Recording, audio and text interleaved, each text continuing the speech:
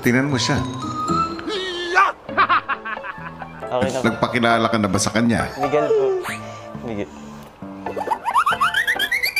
Ay, best friend ko to, kuya eh. Ang best friend, nag-aakbayan, di ba? Hindi, kaabak. Tapos, titigan mo. Kuya, hindi ko talaga kaya, kuya. Ayoko nang ganyan maka. Okay. Si kuya po dyan. Ikaw naman, Eliza. Po. Ganyan ba magtrato ng bisita? Kaya nga, Eliza. Hindi po. Nasaan ang bisita? Eliza. Andito po kuya sa tabi ko po. Ayoko kuya.